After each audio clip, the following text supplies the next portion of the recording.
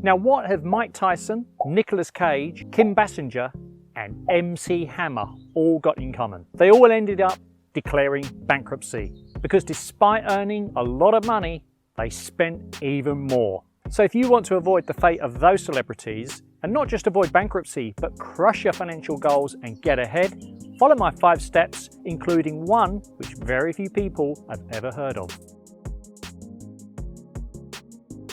Step 1 is to have a reality check and work out where all the money's going.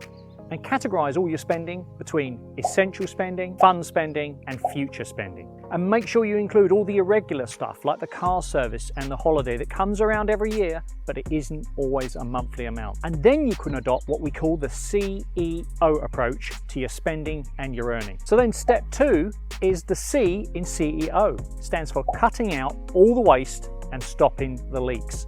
So it's the subscriptions, it's the direct debits, it's the cards, it's the buy now, pay later. It's all the stuff that's not serving you.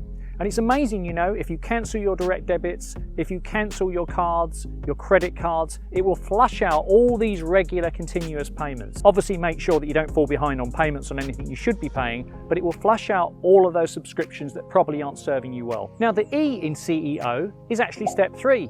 It's look at what you're earning and see if you can increase it. Because at the end of the day, if you've cut your spending to the core or certainly reduced it and got rid of the waste and you still haven't got enough money coming in, you need to get the income up. So a side hustle, overtime, sell your services. You can even get paid for reviewing websites and doing surveys, but make sure you're earning enough. Step 4 is the O in CEO. It's optimize the spending that you have to do on essential spending items. So that's making sure that you've got the best deal on your mortgage. If you're paying too much on rent, perhaps you might need to move or try and negotiate a reduction.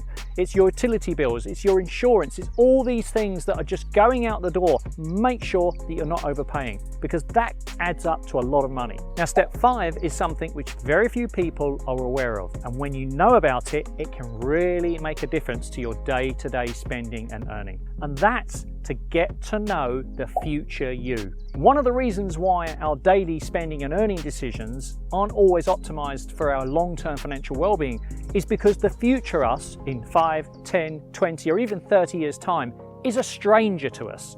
And when we're a stranger to something, we don't feel empathy for it and we don't care about it. So ways that you can get connected with your future you is use an aging app. Look at yourself when you're older because it's you, but you're just older. Second thing is perhaps think about writing a letter from the future you to the present you. What is it you're proud that they've done and you're pleased that they did so that they have a good life then? And another little trick is to look back over the last 10, 15 or even 20 years at the past you and think, what would you have liked your past you from 5, 10 or 15 or 20 years ago to have done differently so that you had a better present you situation? So you need to get to know the future you. And remember that line from MC Hammer, the guy who went bankrupt? You can't touch this. And if you do what I'm saying, no one's going to be able to touch your finances.